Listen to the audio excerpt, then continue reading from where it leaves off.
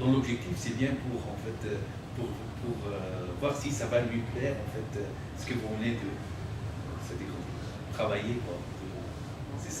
C'est dans cet esprit que je pose la question. C'est pas en fait pour penser à lui pour. Oui, non mais par exemple.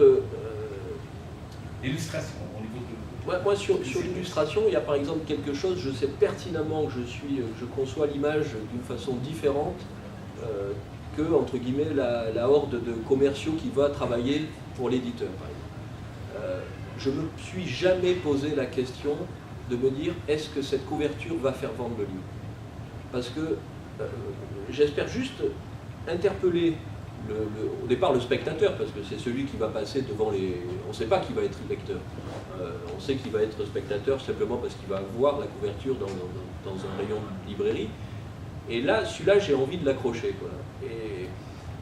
Et j'espère qu'en mettant un sens un petit peu dans l'illustration, un bout de l'intrigue, un bout du message, entre guillemets, du livre, j'espère que s'il prend le livre dans les mains, ça va l'amener un tout petit peu plus haut que si ça avait été juste lui donner envie de l'acheter, quoi, en fait. Moi, j'ai envie qu'il le lise, alors que l'éditeur, pas toi, mais certains éditeurs, ils ont juste envie que vous l'achetiez, le livre. Ils s'en foutent si c'est pour caler l'armoire, quoi. Hein.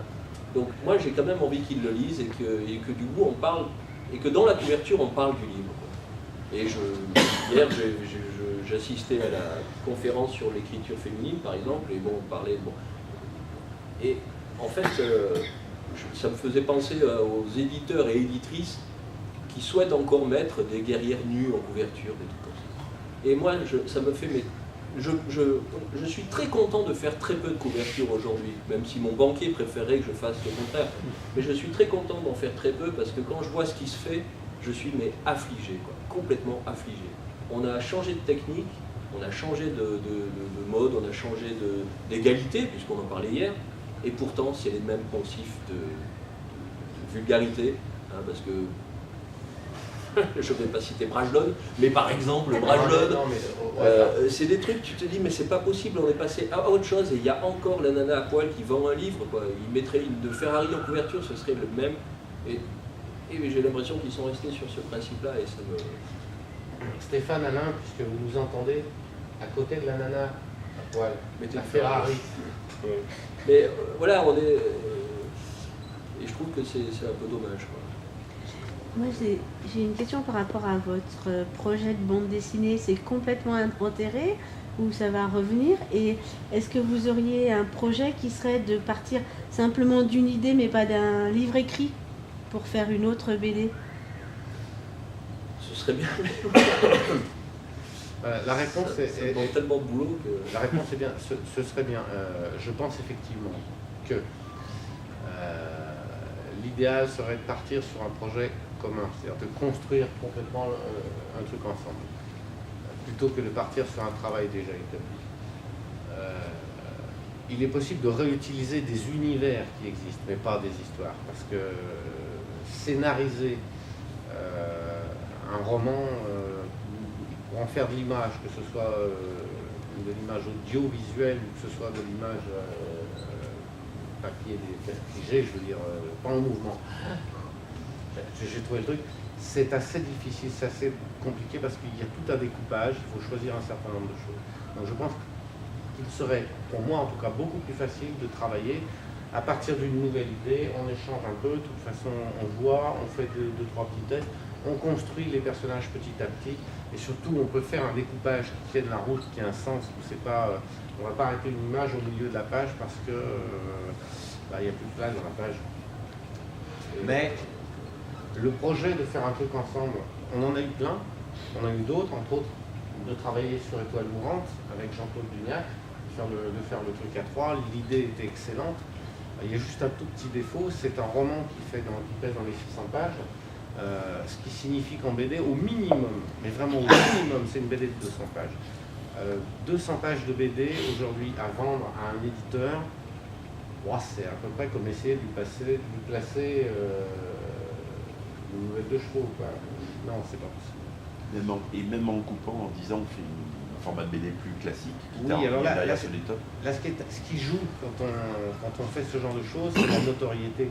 Quand on est un tout petit peu connu dans le domaine de la BD, aller proposer un projet de 8 tomes, il n'y a pas de problème, hein, ça vient tout seul.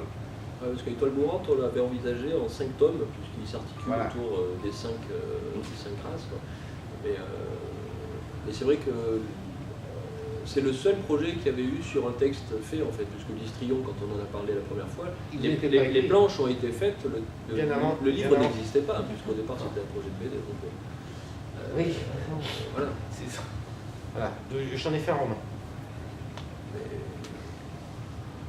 Et d'ailleurs, c'est pour ça qu'on retrouve, mais moi, maintenant que vous le savez, si vous relisez le livre ou lisez le livre, on voit le découpage qui est quasiment, qui était beaucoup plus adapté à la bande dessinée qu'au roman. Après c'est un souci de dessin aussi, parce que moi je suis pas un dessinateur de bande dessinée, donc c'est quand même c'est un sacré exercice quoi, de s'emparer d'un personnage, de vraiment le connaître par cœur et puis de pouvoir le dessiner vraiment sur toutes les facettes, des choses comme ça. C'est un vrai exercice de dessin. Et aujourd'hui, je ne suis pas sûr d'avoir le temps et l'énergie pour m'attaquer à ça. J'aimerais bien, hein, le désir est toujours là, mais... C'est un très gros travail pour le dessinateur, une bande dessinée. Pour le scénariste, je dirais que quand un scénariste passe un mois sur une bande dessinée, ben, le dessinateur, lui, va passer un an. Et le rapport financier ne s'équilibre pas comme ça. Enfin, je veux dire, faut se battre avec les éditeurs pour qu'on dise clairement, voilà, c'est un truc qu'on peut pas diviser en 12, tu as une part qui va au scénariste et 11 qui vont au dessinateur. Donc ça ne fonctionne pas du tout comme ça. Est-ce que ça négocie en fait? Tout se négocie, mais la faculté de négociation elle dépend de deux choses, la force de caractère qu'on peut avoir et la peur de rien, je les lis ensemble. Hein. Et la deuxième, c'est toujours la notoriété. Aujourd'hui, quand je négocie avec un éditeur, ça m'est beaucoup plus facile que sur mes 5 premiers bouquins. Et je dis ça m'est beaucoup plus facile parce que l'éditeur cède beaucoup plus facilement, mais ils ont lâché même sur mes premiers bouquins, parce que de toute façon, c'était ça ou merde. Mais là, c'est vraiment une question de tempérament. Avoir peur de rien et dire je ne céderai pas, parce qu'au principe, il n'y a aucune raison, tu n'as rien foutu. Tu fais un boulot qui te prend quoi, allez, 3 jours salariés, moi j'ai passé 1 an dessus, et tu m'expliques que je vais gagner 7% sur le bouquin, et toi 25%. Ça va pas la tête. On recommence à zéro, pas d'auteur, pas d'éditeur. Et pas de libraire, pas de bibliothécaire. Oui. Et pas de lecteur. Ah, mais ça, pas de lecteur. Alors là, par contre, il va y avoir un moment où le lecteur va s'auto-punir. On change quasiment de texte. Je le dis très rapidement, on en parle de toute façon demain en conférence. On en sera au moins tous les deux. C'est juste, grosso modo, le numérique. C'est un truc qui arrive là.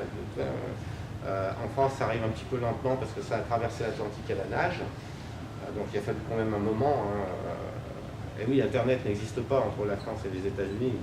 Non, enfin, c'est plaisanterie mise à part. La lecture numérique, qui représente aujourd'hui un peu plus de 55% du marché américain en chiffre d'affaires, c'est-à-dire un peu plus de 65% du nombre de ventes de bouquins. En France, on est à 2,3 pour 2012.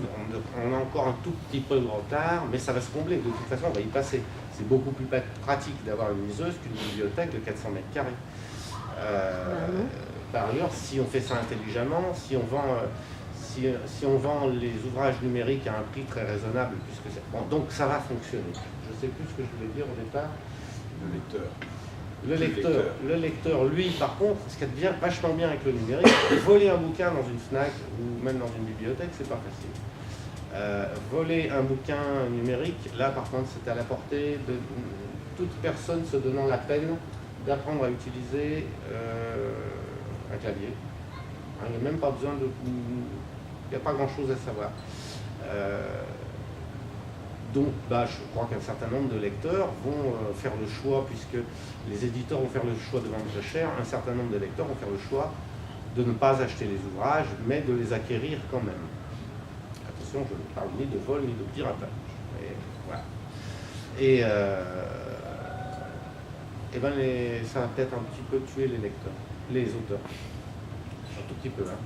Déjà, on ne vit pas très très bien, pour être tout à fait honnête. L'auteur est celui qui gagne le moins. Non, mais je ne veux pas faire politique maintenant. Oui, au-delà de ça, au-delà de ces considérations qui sortent en tous les cas, est-ce qu'il y a parfois des illustrations qui font naître un roman ou une partie de roman? Oui. C'est déjà arrivé dans votre coopération entre les deux? Mais, pour moi, très clairement, il y a tout un travail, plus dans Sexomorphose que dans l'Histrion, qui vient des illustrations de Gilles et des images. Et puis pour Étoile mourante, c'est encore plus flagrant, parce qu'on a construit avec Jean-Claude, j'allais dire inconsciemment, non, c'est pas inconsciemment, puisqu'on en parlait pendant des heures, on a construit tout l'imaginaire, toute l'imagerie science-fictive qui est dans les Étoiles mourantes, vient des illustrations de Gilles. Et ce qui a été très drôle, c'est qu'au moment où il a fait le carré de soie, qui retranscrit les Étoiles mourantes, on a trouvé exactement l'imaginaire qu'on avait construit à travers ce qu'on imaginait du travail de Gilles. C'est